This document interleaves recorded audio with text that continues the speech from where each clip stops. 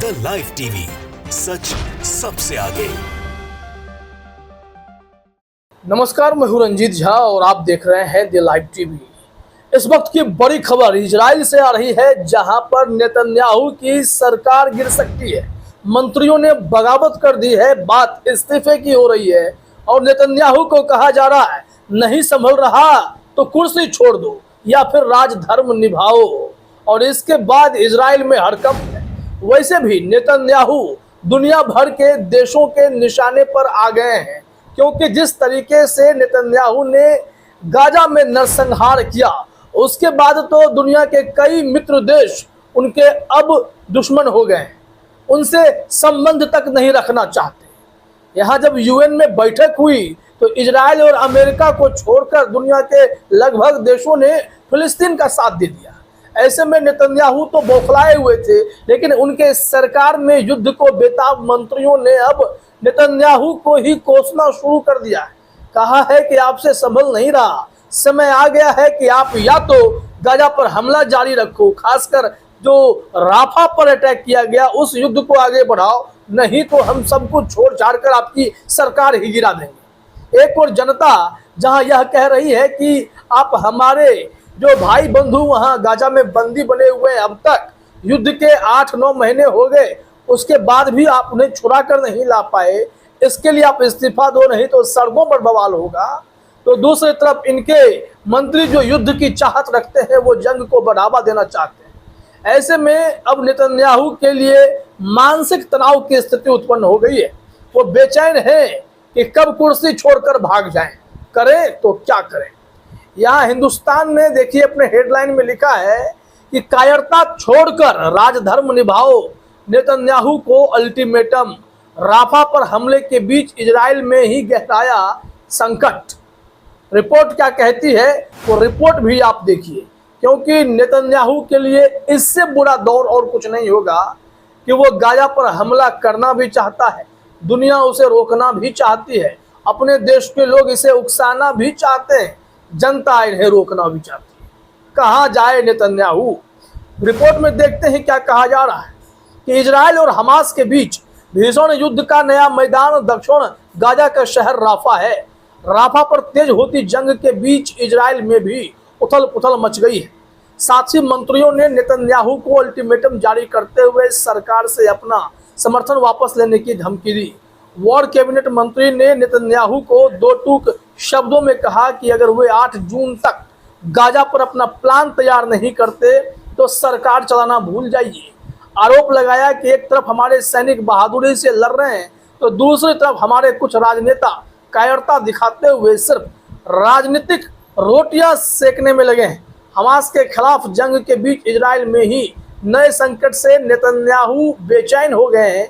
पहले ही वे राफा में जंग शुरू किए जाने से अमेरिका समेत अपने मित्र देशों की आलोचना का सामना कर रहे हैं। अब ऐसे में जो अल्टीमेटम जारी हुआ है, उस अल्टीमेटम के तहत यही कहा जा रहा है कि नेतन्याहू राजधर्म निभा लो, नहीं तो हम तुम्हारा साथ छोड़ देंगे, सरकार गिरा देंगे। और कुर्सी बचाने के लिए तो नेतन्याहू किसी भी हद तक जा सकते हैं। और ऐसे हालात दिखाई पड़ते हैं कि इजराइल में बड़ा संकट आने वाला है, सत्ता का संकट यह कहलाएगा। वैसे भी विपक्ष नेतन्याहू पर हमलावर था, उनके खिलाफ अविश्वास प्रस्ताव लेकर आ रहा था। दूसरी तरफ जो इजराइल के सैन्य टुकड़ी है आईडीएफ, वो आईडीएफ सेना जो है वहाँ गाजा में बुरी तरीके से फंसी, क्योंकि हमास के लड़ाके उन्हें चैन से रहने नहीं दे रहे। जितने उनके पास टैंक थे, मिसाइलें, हर किसी का मुंहतोड़ जवाब हमास के लड़ाकों ने दे दिया। अब नेतन्याहू को समझ नहीं आया कि राफा में भी अगर जंग छेड़ देंगे, वहां तो विस्थापित लोग हैं, और राफा जिस हिसाब से जो बॉर्डर इजिप्ट से सटता है, वहां पर अगर बवाल मचा तो पड़ोसी देश भी इन्हें छोड़ने नहीं जा रहे। इस बवाल से बचने के लिए नेतन्याहू उधेड़बुन में जैसे ही पड़े, तो इन पर अब आंतरिक पॉलिटिकल प्रेशर पड़ने लगा है, जो इनकी सत्ता को खा जाने के लिए बेताब है। अब किसी न किसी दिन किसी न किसी रूप में भरा हुआ पाप का घड़ा तो फूटेगा, सजा तो मिलेगी। देखिए कि इनके ही देश के अब इनके ही मंत्रिमंडल के लोगों ने क्या चेतावनी दी है। कहा जा रहा है हिंदुस्तान की रिपोर्ट में कि इजराइल में युद्ध कैबिनेट मंत्री बेनी गैंट्स ने शनिवार रात प्रधानमंत्री बेंजामिन नेतन्याहू को एक अल्टीमेटम जारी किया, जिसमें उन्होंने प्रधानमंत्री नेतन्याहू को संदेश में कहा है कि गाजा पर शासन कौन और किस तरह करेगा, इस पर पीएम को जल्द ही फैसला लेना चाहिए। उन्होंने अल्टीमेटम में कहा कि अगर नेतन्याहू इस पर फैसला 8 जून तक नहीं ले लेते तो वे सरकार से अपना समर्थन वापस ले लेंगे। गैंट्स के इस बयान के बाद नेतन्याहू सरकार बचाने के संकट में फंस गए हैं, उन पर संकट गहरा गया है। नाराजगी के बारे में अभी हमने आपको चर्चा के साथ बताया भी है कि दरअसल ये लोग युद्ध को जारी रखना चाहते हैं, लेकिन दुनिया का दबाव यह है कि नेतन्याहू बैकफुट पर आओ, जंग खत्म करो, क्योंकि इस बीच रिपोर्ट आई कि नेतन्याहू के इस आईडीएफ सैन्य टुकड़ी ने गाजा में जाकर भारतीय कर्नल की हत्या कर डाली, जिसके बाद यूएन एकदम से टेढ़ी आंखें इजराइल पर कर गया। यूएन ने इनके खिलाफ जांच भी बिठा दी है और आईडीएफ के इस हरकत पर कड़ी निंदा की है। भारत ने भी सख्त प्रतिक्रिया दिखाई है, लेकिन इन सब के बीच भारत की एक हरकत समझ से पड़ी थी कि भारत ने बमों से भरा जहाज इजराइल को सप्लाई करने के लिए भेज दिया था। वो तो भला हो स्पेन का, जो रास्ते में इस युद्ध को बढ़ावा देने वाले विस्फोटक पदार्थ को अपने यहाँ से गुजरने नहीं दिया, ठहरने नहीं दिया। कहा कि मिडिल ईस्ट में इस वक्त शांति की जरूरत है, ना कि बम की। और फिर भारत सरकार यहाँ भी परेशान दिखी कि उनके कार्गो को किसने रोका। मोदी जी तो कहते हैं कि हमने गाजा में वॉर रुकवा दी, लेकिन यहाँ पर स्थिति यह है कि वॉर अगर रुक भी रही है अंतर्राष्ट्रीय प्रेशर की वजह से, तो इसके चलते अब इजराइल में बगावत हो रही। ऐसे में नेतन्याहू को ही समझाना मोदी जी चाहे तो कर सकते हैं। नाराजगी देखिए बताई जा रही है कि क्या नाराजगी है। यहाँ कहा जा रहा है कि टाइम्स ऑफ इजराइल की रिपोर्ट के मुताबिक बेनी गैंट्स का कहना है कि नेतन्याहू ने हमास के खात्मे के लिए गाजा और अब राफा में जंग तो शुरू कर दी है, लेकिन युद्ध के बाद हमास को बढ़ने से पूरी तरह से रोकने का प्लान तैयार नहीं किया है।